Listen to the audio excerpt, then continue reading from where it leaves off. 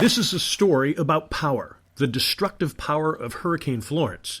2 months later, and hundreds cannot get back into their homes. But it is also about the power of faith and love for each other, coming together as a community. Now, this house, historic but not on any official historic registry, is in Longs, South Carolina, near Myrtle Beach, that is being cleaned up for its 75-year-old owner. And, her name's B.B. Watts, longtime resident of this location. This is her mother and father's home originally. It was either built in the late 1800s or the early 1900s, but she's lived here all her life. In fact, her parents are buried right beside the home. There's a couple tombstones here behind us. The hurricane brought massive floodwaters.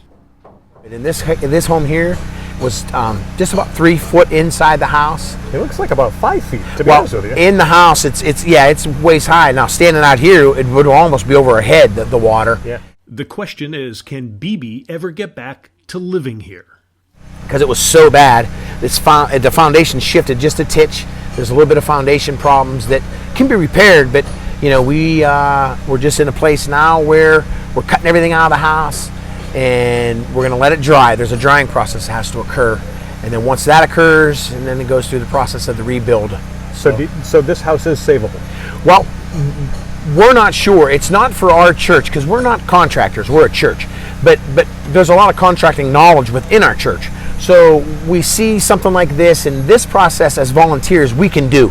Anyone in the community can do what we're doing right now. Shane is part of the Renovation Vineyard Church. It is the Northern Center for Hurricane Relief for the northern part of Horry County, South Carolina, and adjoining southern parts of Brunswick County, North Carolina. The church is literally a warehouse of food, supplies, even laundry and showers for anyone in need of help. But Shane is quick to point out that it's not just Renovation Vineyard, but other churches outside the area like the Foursquare Church, which trucks in these supplies, and other churches literally pitching in here.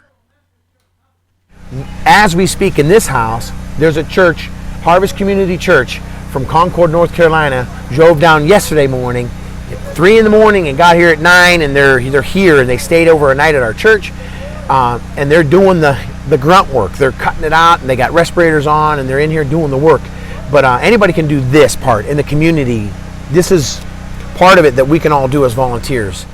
The outpouring of help actually started the year before when the North Myrtle Beach Rotary helped fire victims in Tennessee. We got an email from another district all the way from Tennessee saying, hey, last year you guys from North Myrtle Beach helped us when we were fire victims. We're sending a 14-foot trailer full of supplies. These guys were amazing. They knew exactly what was needed. We didn't know. We were like, what do we do? Rotarians are good at raising money and volunteering to help people. So I said, wait on the truck. I've got to find a church or somebody that's going to be able to help us. So what happened was, through another Rotarian, we got connected with Renovation Vineyard Church. Amazing how things happened. The 14-foot trailer came from Tennessee. Rotarians went there, we unloaded, we connected with Pastor George Wilson and Shane. What they've done for us, we didn't have to reinvent the wheel. They have everything set up that all we have to do is, like I said, what we're good at, raising money and volunteering. That's how we connected.